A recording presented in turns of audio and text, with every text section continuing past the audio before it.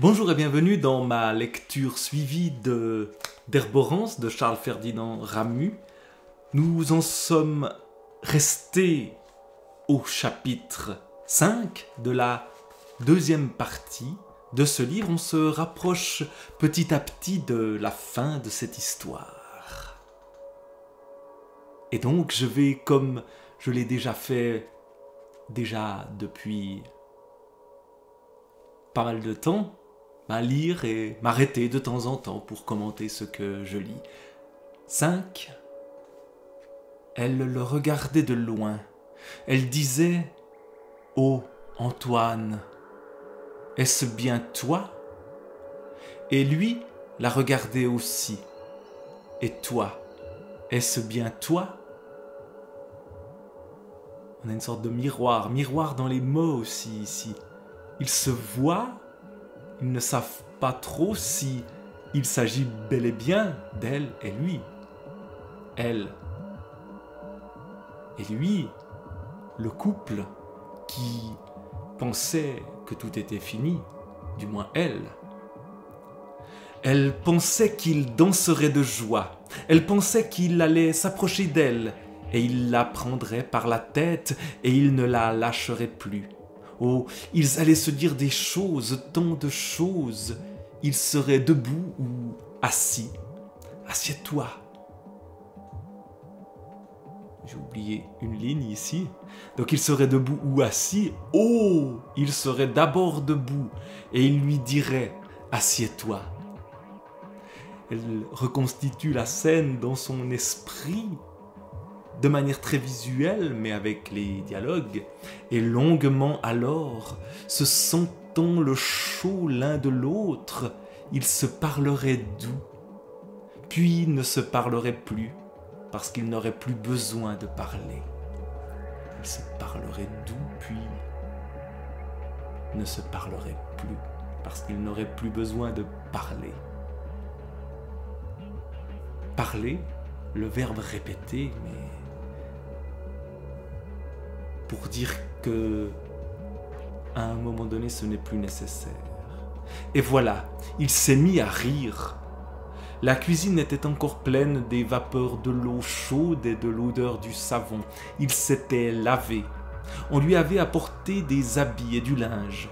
Rebord, dont c'était un peu le métier, outre celui de vendre à boire, l'avait rasé soigneusement après lui avoir coupé les cheveux. Antoine se regardait dans le miroir. Ah, quelle petite figure j'ai! Il se regardait encore dans le miroir. À nouveau cet effet miroir. D'abord, on avait le miroir entre elle et lui, et puis le miroir, l'objet où il se voit lui-même.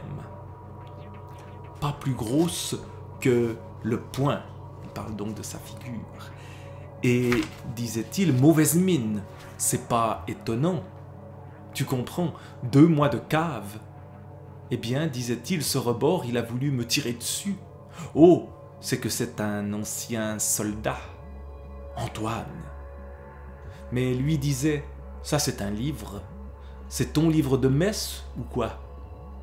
Et elle, l'ayant encore regardé attentivement, bien qu'à distance, comme si elle n'osait pas s'approcher.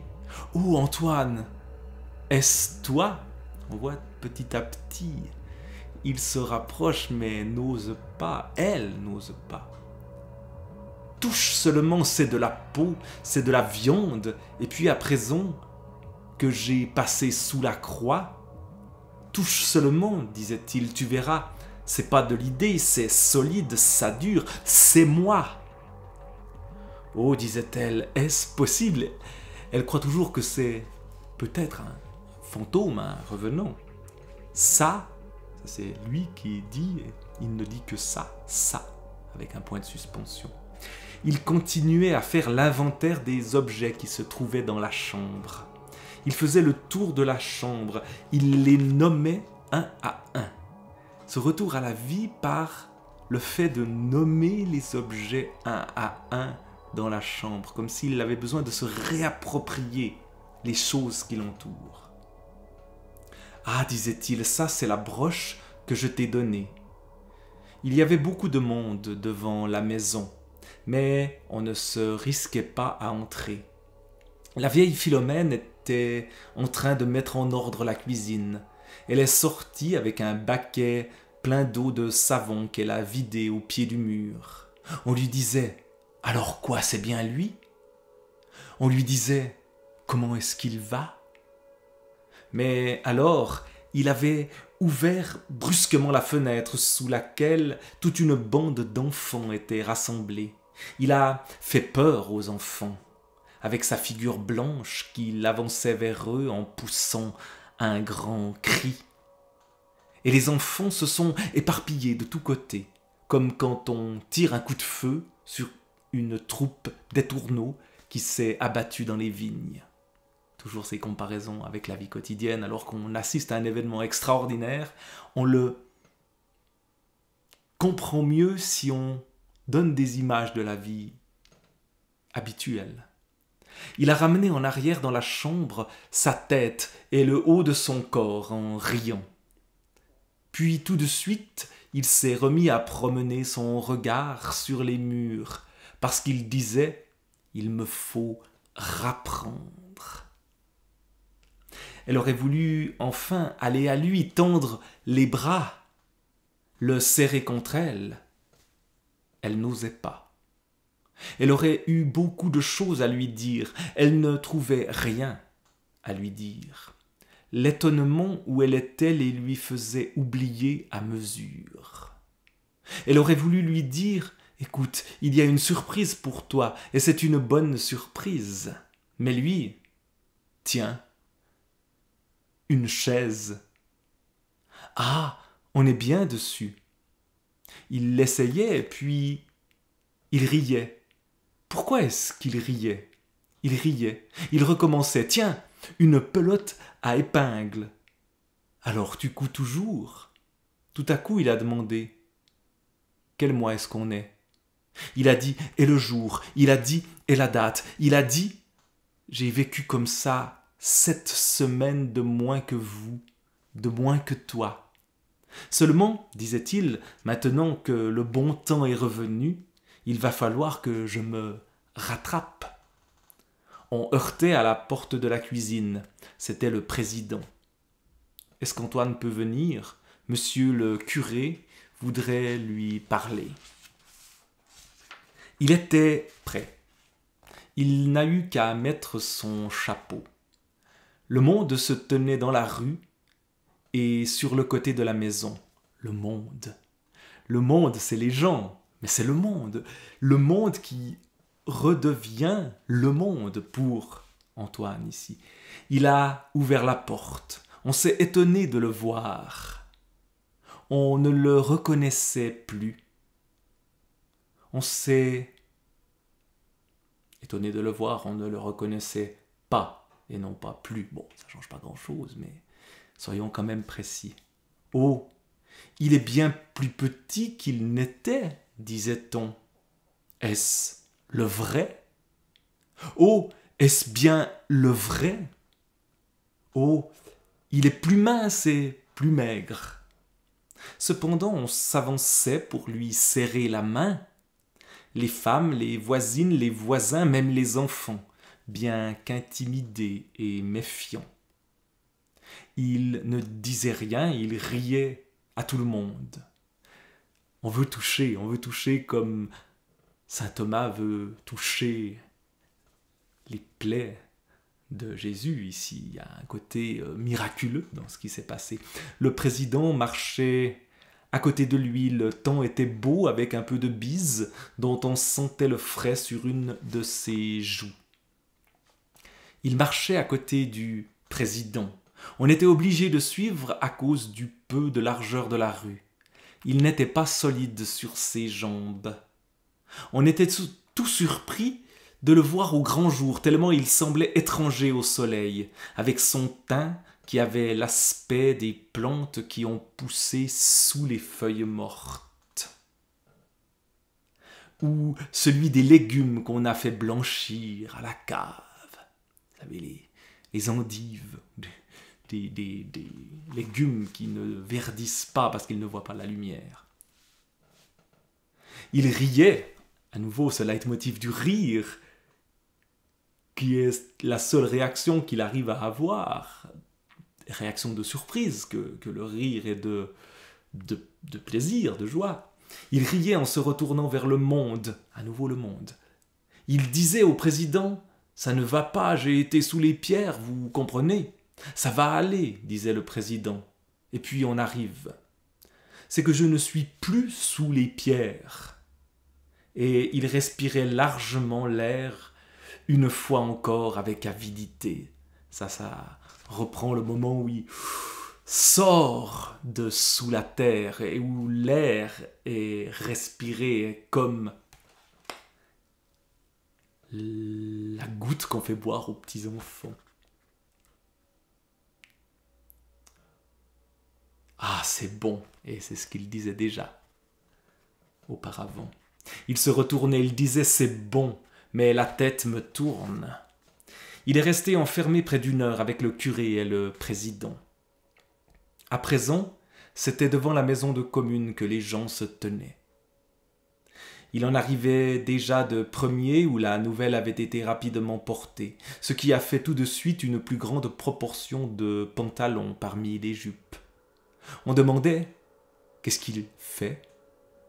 « Oh, disait-on, on l'interroge. » Et lui, quand il est sorti, intéressant ce moment où on voit les choses de l'extérieur, que se sont-ils dit? On ne sait pas. Il y a une sorte de voile posé sur ce moment-là où le président l'interroge. Et le curé, une sorte de confession, un secret de la confession. Et lui, quand il est sorti, il a dit « Il faut que j'aille retrouver ma femme. C'est à peine si je l'ai vue. » Mais on lui disait « Voyons, et nous ?» On lui disait « Elle aura tout le temps de te voir ensuite. Nous, on n'est ici que de passage. » C'étaient des hommes de premier qui se plantaient devant lui. « Salut !» Il disait « Est-ce toi ?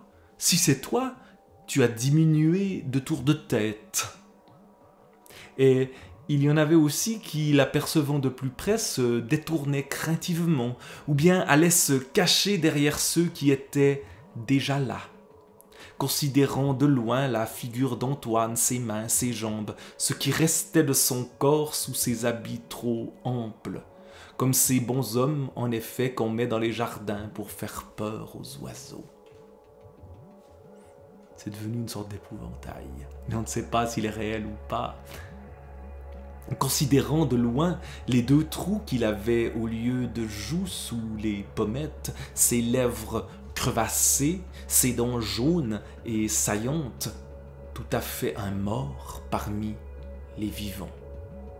C'est pas possible. Ah! Ils ont eu besoin de s'assurer qu'il était là, non seulement avec les yeux, mais avec les oreilles et les mains, le faisant parler, passant la main sur ses vêtements. Puis ils ont dit « À présent, viens ». Rebord l'avait pris sous un bras, Dionys l'avait pris sous l'autre. Ils l'ont mené jusque chez Rebord parce qu'il disait « On va boire un verre ». Ils l'ont aidé à monter l'escalier de bois, faisant un grand bruit sur les marches. Est-ce qu'il va seulement tenir le coup, l'escalier, car il craque et on sent qu'il penche sous le poids, mais ils entrent, tous ceux du moins qui ont pu trouver place dans la salle à boire, et les autres sont restés sous les fenêtres ou bien sont allés boire dans les maisons d'alentour. Lui, on le fait asseoir face au jour à la table du fond. On lui disait « Veux-tu manger ?» On disait à Rebord « Apporte du fromage et de la viande séchée. Tu lui dois bien ça. » On disait à Rebord « Où as-tu mis ton fusil, vieux fou? L'as-tu seulement bien caché? Il ne faudrait pourtant pas que tu nous joues encore un mauvais tour. » Ils disent, à nouveau ce changement de temps, on lui disait, on disait, ils disent, tout d'un coup on repasse au présent, et ça c'est permanent dans cette histoire-là, où tout d'un coup on a les choses sous les yeux, les événements, les personnages, sous les yeux on peut le toucher, on doit le toucher pour être certain qu'il est vivant. Ils disent à Antoine à ta santé, ils posent leur verre et puis ils regardent. Tout le temps, des nouveaux venus montent l'escalier et avant d'entrer, ils examinent Antoine par la fenêtre qui était grande ouverte. Ils ne disaient rien, et on repasse au passé, ils ne disaient rien. Quelques-uns redescendaient l'escalier sans faire de bruit. Mais d'autres, au contraire, étant incapables de se contenir. Pont. Lui, alors levait la tête. Il tournait vers eux des yeux vagues, comme blessés par le jour. Pont. C'est toi, pas vrai? D'où viens-tu? On lui disait, comment t'y es-tu pris pour sortir de là-dessous? Le village faisait un bruit comme une ruche dérangée. Et c'est ainsi que se termine le chapitre 5 de la seconde partie de d'Herborance. Dans le chapitre 6, sans doute, il nous racontera, il leur racontera comment il s'y est pris pour sortir de là-dessous. Et la ruche, sans doute, l'écoutera, se taira ou pas. Mais nous allons nous arrêter là après le chapitre 5 et le chapitre 6 sera pour la semaine prochaine. D'Herborance, Charles Ferdinand Ramu. Au revoir.